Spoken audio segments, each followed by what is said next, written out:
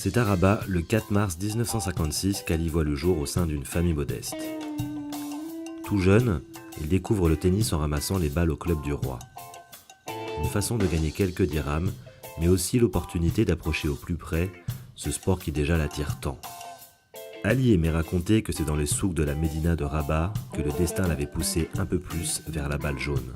Il y avait trouvé un jour un livre racontant la vie d'Arthur Ashe, premier joueur de tennis noir à avoir gagné un tournoi du Grand Chelem.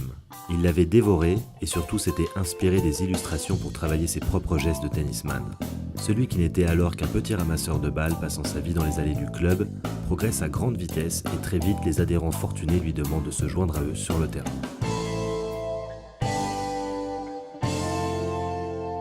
Ali rêve de devenir un champion.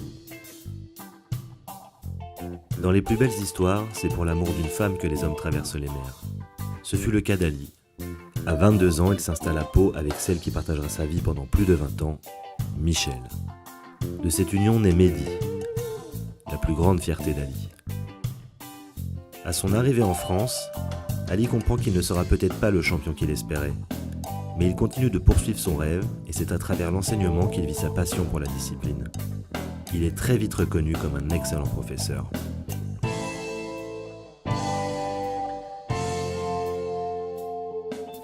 Ses qualités de concentration et son amour du jeu le mènent logiquement à l'arbitrage.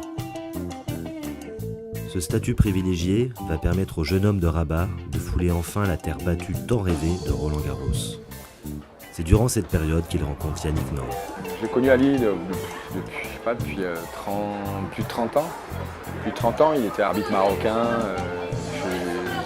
On a tout de suite une espèce de rapport comme ça, pas forcément pendant les matchs, mais en dehors, parce que bon, je le retrouvais sur beaucoup de tournois. Voilà, après, c'est devenu une amitié. Lorsqu'on a commencé à chercher les premiers sites, on s'est appuyé sur certains qui étaient déjà qui commençaient à fonctionner, même si c'était en dehors de Faites-le-Mur. On n'a pas été les premiers à penser au tennis dans les cités. Et Ali était déjà actif. Ali avait déjà commencé et nous avons continué l'aventure avec lui. On s'est aussi appuyé sur l'expérience qu'il avait parce que à Pau, à la Housse des Bois où il était, c'était un lieu qui était compliqué dans un premier temps, mais où aussi il avait des résultats fantastiques grâce à son travail. Et Ali a été un des premiers responsables de site Faites-le-Mur. Il nous a vraiment aidés parce que c'est lui qui nous a donné vraiment beaucoup d'idées parce qu'il avait justement cette expérience qu'on n'avait pas au début. La reconstruction des cours dans le cadre de l'ONU a pu être réalisée. Aujourd'hui est un grand jour pour les enfants et moi-même. Nous sommes très heureux, très honorés.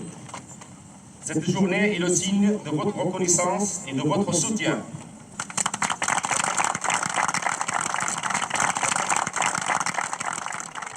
En 1998, il rejoint la table ronde Faites-le-Murienne. Son rôle sera de transmettre les valeurs de l'association auprès des jeunes du quartier de l'Housse des Bois. Il passe brillamment son diplôme d'État par la validation des acquis de l'expérience. C'est un examen difficile, mais Ali l'obtient avec des notes excellentes. Il en surprend alors plus d'un. C'est la revanche du petit ramasseur de balles de Rabat. Dès lors, il se met en tête de changer quelques destins.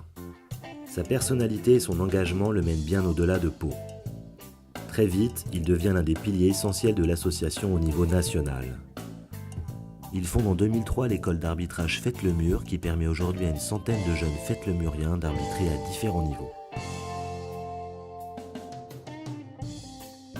Les enfants se disent que je porte une étiquette, je suis mal vu. Et finalement, j'ai réussi à convaincre le monde.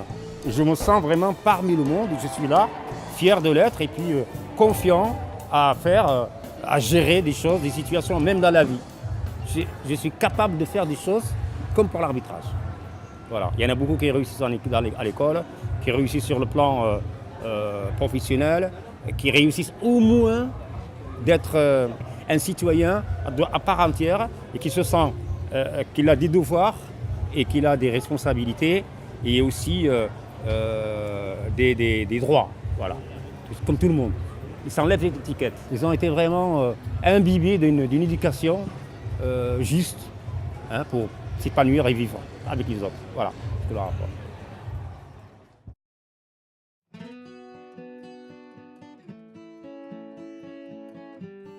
Tout ce travail, tout ce temps consacré aux jeunes, cette passion pour le tennis, ce don de soi qui était sa ligne de vie, devait être bien sûr récompensé. En 2011, Ali devient ainsi chevalier de la Légion d'honneur.